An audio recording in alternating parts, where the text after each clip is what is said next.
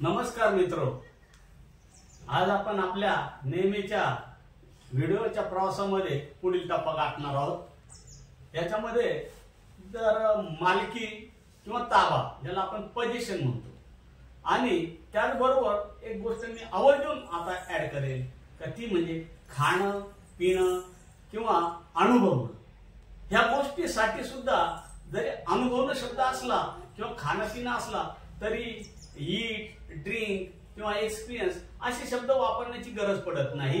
तर त्याऐवजी हे काम करतो आपला हॅव हॅज, हे दोघ जण आपले काम करतात। हे लक्षात असू द्या, बोलायला सोपं असतं आणि ऐकायला सुंदर वाटतं।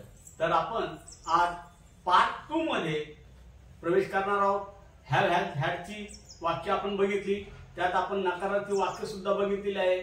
तर आता मी थोडी ऍडिशनल वाक्य ह्याची जी तुम्हाला दैनंदिन जीवनात उपयोगी पडतील अशी वाक्य सांगणार आहे। त्याचबरोबर झटकन हे यांना प्रश्न कसे विचारावे ह्याच्या मदतीने की जेणेकरून आपल्याला त्यांचा अनुभव, त्यांचा मालकी, त्यांचा ताबा किंवा काय खाल्लं काय अनुभवलं याची माहिती काढून घेता येईल। तर आज आपण ह्या पुढच्या प्रकारामध्ये प्रवेश करीत आहोत।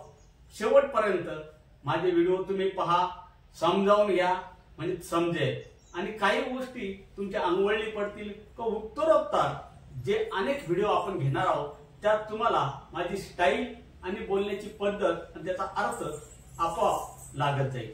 तर करूया सुरुवात। बघा, आपण मालकी ताबा म्हणजे त्याला पोझिशन्स म्हणतो, तसेच खाणं पिणं अनुभवणं या बाबतीत कसं बोलावं कसं सांगावं हे पार्ट 1 मध्ये पाहिलंच आहे। परंतु आता या पार्ट 2 मध्ये आपण थोडे अधिक प्रसंग कसं बोलायचं हे पाहणार आहोत। चला तर बोलूया, काही घाबरायचं कारण नाही, मी आहे ना। तर बघा, बोलूया। थोडंसं पाणी पी ही आज्ञा झाली। पुन्हा एकदा मी सांगतो, थोडंसं पाणी पी किंवा थोडंसं पाणी प्या। दोघा आज्ञांचा अर्थ एकच। हे बोलण्यासाठी आपल्याला काय म्हणावं लागेल, पुन्हा ऐका। थोडंसं पाणी पी, have some water, have some water, थोडंसं पाणी पी। मजा कर, मजा करा, हॅव फन, हॅव फन। आता बघा, थोडंसं समजून घ्या। अशोकची परीक्षा आहे, बरं थोडं असं म्हणावं लागतं। अशोकची परीक्षा आहे, बापूची परीक्षा आहे, समजची परीक्षा आहे, माझी परीक्षा आहे, तुझी परीक्षा आहे, किंवा असंही म्हणावं लागतं मला परीक्षा आहे, अशोकला परीक्षा आहे। पुन्हा आता आपण आपल्या मूळ गोष्टीकडे वळूया। अशोकची परीक्षा आहे, कसं बोलायचं? Ashok has an exam, Ashok has an exam. म्हणजे बघा, इथं मालकी वाटणार नाही तुम्हाला, परंतु परीक्षा कोणाला द्यायची? अशोकला। हा त्याचा एक्सपिरियन्स झाला, त्याचा अनुभव झाला, आणि हा त्याच्या बाबतीतली गोष्ट आहे म्हणून अशोक। आणि अशोक नेमकाच आपल्या नेहमीच्या पद्धतीप्रमाणे कोण आहे? तिसराच कुणीतरी आहे। मी पण अशोक नाही, तुम्ही पण अशोक नाही, तर तिसरीच व्यक्ती आहे। आणि म्हणून इथं हॅवच्या ऐवजी आपण हॅज वापरायला। पुन्हा मी वाक्य सांगतो, अशोकची परीक्षा आहे, अशोक हॅज अन एक्झाम। चला थोडस पुढे। मला राग येतो, मागे एक डायलॉग खूप प्रसिद्ध झाला होता, कोणत्या चित्रपटात मला काही सांगता येणार नाही, परंतु ऐकायला मजा वाटली। मला राग येतो, आता माझी सटकली, नाही का? खूप मुलं म्हणायचे आता माझी सटकली।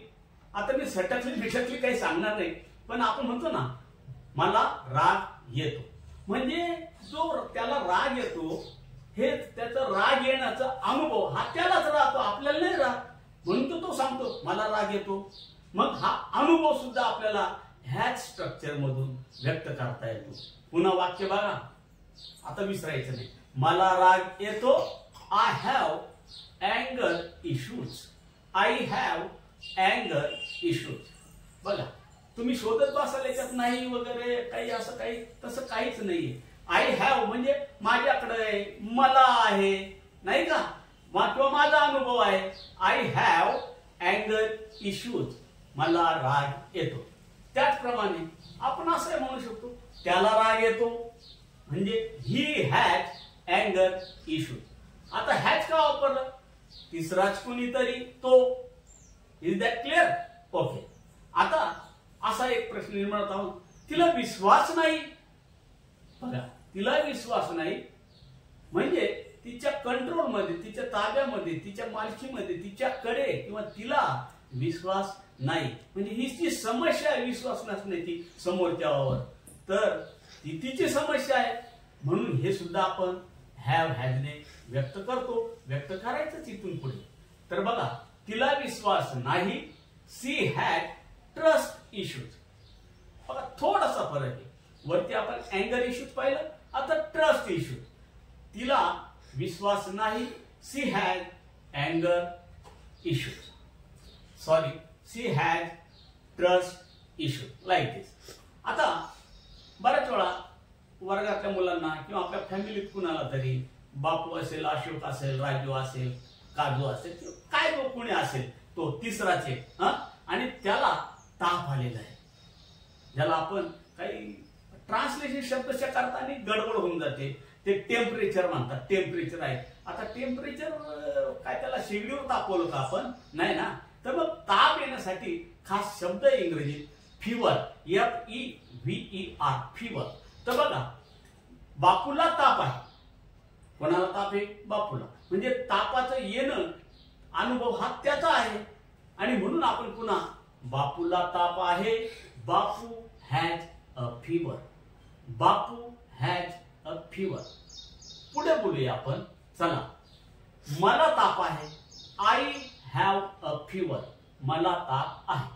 याचप्रमाणे आता थोडासा बदल करू आपण. एकदम मी घेतलं, आता आपण म्हणू त्याला. त्याला खोकला आहे. ही हॅज अ कफ.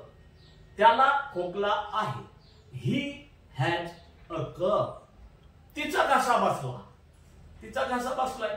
थंडीच्या दिवसात बऱ्याच वेळा किंवा काहीतरी गमतीने तेलकट खूप खाण्यात आलं वगैरे वगैरे. तुम्हाला माहिती कसं तेलकट खातात, कधी समोर खातात, कधी चोरून खातात, खूप खातात आणि त्याचे परिणाम घडतात, नाही का? तर जाऊ दे, ते काही का असे ना. तिचा घसा बसलाय. She has a sore throat. She had a sore throat. पुन्हा शब्द नीट आहे का? सी हॅड अ सोर, SORE, सोर थ्रोट.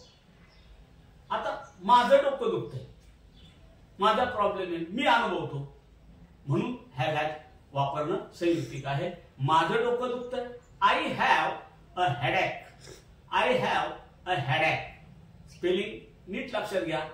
नेहमीप्रमाणे हेड करायचं आणि हेडच्या पुढे ACHE घ्यायचा, E विसरायचा नाही. माझं डोकं दुखतंय. I have a headache. त्याला सर्दी आहे. He has a cold. त्याला सर्दी आहे. He has a cold. बापूला थोडी सर्दी आहे. ठीक आहे, बघा, असं बोलण्याची आपली पद्धत असते. काय ना, बघ, थोडी सर्दी असं म्हणतो आपण. तर आपण असं म्हणूया, बापूला थोडी सर्दी आहे. तर Bapu has slight cold. Bapu has slight cold. Very good. आता अजून एक अनुभवाचा प्रसंग हॅव हॅज हॅडने कसा व्यक्त होतो हे सांगतो, लक्षात ठेवा. तिला वाईट स्वप्न पडलं. बघा, स्वप्न तर सगळ्यांना पडतात, पण काही काही छान छान असतात, काही काही भीतीदायक असतात आणि काही काही वाईट असतात. पण इथं तिला वाईट स्वप्न पडलं तर इथं ड्रीमचा वापर होणार नाही मित्र. तर काय होईल वाक्यातून पहा. तिला वाईट स्वप्न पडलं. She had a nightmare. She had a nightmare. Night शब्दाच्या जोडून MARE लिहिलं तर शब्द तयार होतो. नाईटमेअर म्हणजे वाईट स्वप्न, दुःस्वप्न ज्याला आपण म्हणतो. तिला वाईट स्वप्न पडलं. आता बघा, इथं पडलं म्हणतो आपण किंवा तिने बघितलं म्हणजेच काय, मागचा काळ आला ना. आता स्वप्न जर रात्री पडला असेल तेव्हा थोडीच तुम्हाला ती सांगायला येईल, सकाळीच येईल ना. म्हणजे तो वेळ होऊन गेला. म्हणून इथं आपण हॅड वापरणार आहोत. She had a nightmare. तसंच याला चांगलं स्वप्न पडलं. कुणी माणूस असेल त्याला तर तो म्हणे किंवा आपण म्हणू he had a good dream. आता इथं ड्रीम, कारण ड्रीम चांगले असतात. नाईटमेअर हे दुःस्वप्न असतं, वाईट स्वप्न असतं. चला, तर आपण थोडस अजून पुढे जाऊया. आता काय, सर्व मटेरियल आपल्याकडे गोळा झालेले, फक्त प्रॅक्टिस करायची, न घाबरता. अजिबात घाबरायचं नाही. बोलाल तर बोलाल, हे लक्षात ठेवा. तिसऱ्या एकास आपण प्रश्न विचारू याच्या संदर्भात. हा, तर बघा, तिसऱ्या एकास जेव्हा जेव्हा मी आतापर्यंत प्रत्येक याच्यामध्ये तिसऱ्या एकास सांगितलं, तिसरा एक किंवा तिसरा एखादा म्हणजे कोणतीही व्यक्ती का जी आपण इंग्रजीमध्ये ही ने दाखवतो, मेल असेल तर, आणि फिमेल असेल तर शी ने दाखवतो. अँड नपुसकलिंगी ज्याला आपण म्हणतो किंवा निर्जीव वस्तू किंवा प्राणी पक्षी असतील तर आपण त्यांच्यासाठी इट वापरतो. तर हे तिसरे एक झालं. तर ह्यांना प्रश्न कसे विचारायचे? आहे का त्याला ताप? Does he have a fever? आहे का त्याला ताप? Does he have a fever? बघा, म्हणजे आहे म्हणजे वर्तमान काळ आला ना, आताची गोष्ट, म्हणून आपण डज वापरला आणि तो थर्ड पर्सन आहे म्हणून does he have a fever.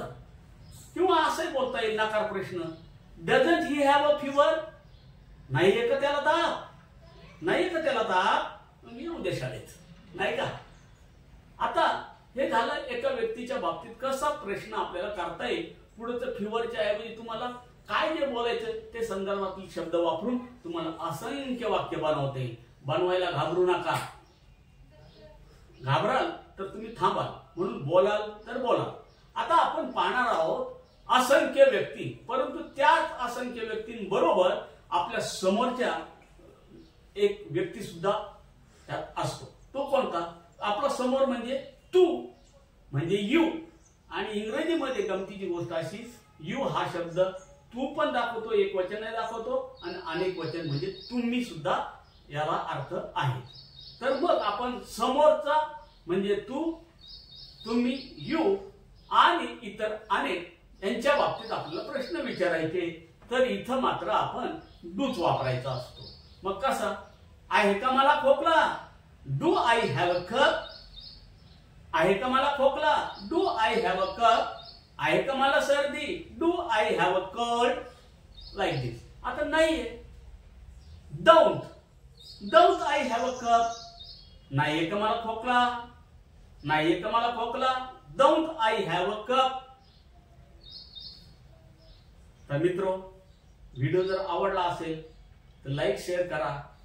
आणि पुन्हा एक प्रेमाची रिक्वेस्ट, सबस्क्राईब करायला विसरू नका, म्हणजे माझा उत्साह वाढेल आणि असे सुंदर सुंदर नवीन नवीन टॉपिक तुम्हाला ऐकायला मिळतील.